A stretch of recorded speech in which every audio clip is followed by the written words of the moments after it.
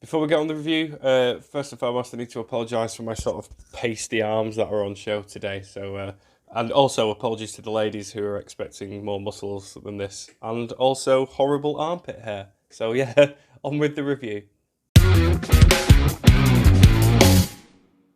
A Quiet Place Part 2 is a sequel to 2018's A Quiet Place. It is once again written and directed by John Krasinski. It stars his wife, Emily Blunt, and Cillian Murphy. And this, once again, follows the Abbott family as they survive in this world surrounded by aliens that hunt by sound. You cannot make any sound whatsoever, otherwise you're going to get eaten. At least I think they're eaten, or at least killed. Now, I was a massive, massive fan of the original film. This sort of came out of nowhere. It wasn't really marketed all that great. I remember the poster at the time just had this picture of Emily Blunt, didn't really give that much away. And it just sort of came out of nowhere.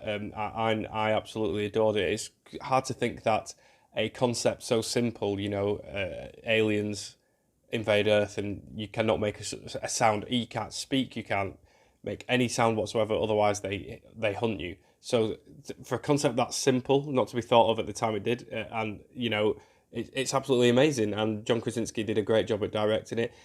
Now, did I necessarily want a sequel? No, but because of how well that film performed, especially when you compare it to the budget at the time, it was always going to get a sequel. And I am happy to say this is great. In fact, this is one of the best sequels I've seen in quite a long time. It's certainly one of the best horror sequels I've seen in probably decades. And John Krasinski, my God, make some more films because holy shit. This is the classic take on if it ain't broke, don't fix it. This follows a lot of the same shenanigans from the first film. We are just watching this family trying to survive, trying not to make a sound. And the intensity here is absolutely extraordinary. This family are just casually walking through the woods and you're like, please, please, please don't step on something. Please, please, I don't want the baby to die. Also, can someone please get this family some shoes? I was just as concerned as them getting eaten as I was for them to just have really ugly feet by the end of the film. But once again, I need to talk about the direction here. It's incredible. This will obviously get a sequel. I can see it, despite the times which we're living in right now. This, with the restrictions finally lifting, this film is making a lot of money at the box office. Last time I checked, this is essentially broke even, so it's probably going to make over its budget. So, and with how it ends, which I'll get to shortly, this will certainly get a sequel. And John Krasinski, after you've made this trilogy, which I'm assuming again will happen, just make more films because he has surprised me. This is a better directed film than the first one, in my opinion. Everything down to the way it's shot, the way it's edited, especially.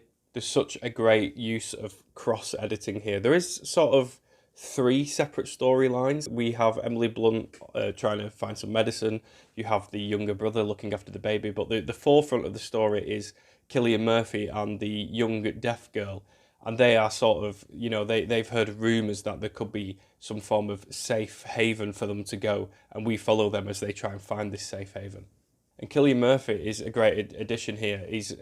I feel the marketing, especially in the trailers and such, sort of portrays him as a bad person. When I watch the trailers, I was like, oh, is Cillian Murphy the bad guy here? He isn't. He's in this film way more than I thought he was. In fact, I would actually say Emily Blunt takes somewhat of a backseat here.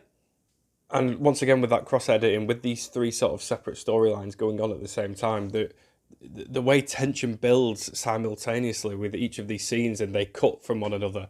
You're watching one scene, you're like, oh, that's tense, and another, and then it cuts to the other scene, and you're like, oh my God, there's just so much going on. It just feels really overwhelming. Again, it's just great tension building. There's nothing wrong with that. So yeah, the editing here, it really took me by surprise, and I loved it. I don't really have anything negative to say. I would say in terms of a sequel, where would they go from here? Is one what I would ask, because as I mentioned at the start, this is that sort of if it ain't broke, don't fix it formula. So, I have no idea where they would go, where they would take this series from now, because the first film ends with like, oh, we know how to defeat them, and the way this one ends also like, oh, we know how to defeat them, plus more. But one major sort of negative I had is the ending. I would say that this film ends incredibly abruptly. And it's a very short film. It's 97 minutes. You know, the first film was short as well, and I feel that it could have benefited by maybe being 5 or at least 10 minutes longer. I felt like there could have been more scenes, and then the screen cuts to black, and it sort of felt like the first film in that sense, you know, where Emily Blunt cocks the shotgun and it just ends. This sort of ends in a similar sort of way, so that was a little bit of a letdown. But yeah, this is probably my favourite film I've seen so far this year. It really took me by surprise. You know, I didn't really desire a sequel to this, and I absolutely loved it. I think it's on par with the first one, and I am going to give A Quiet Place Part 2 4.5 stars.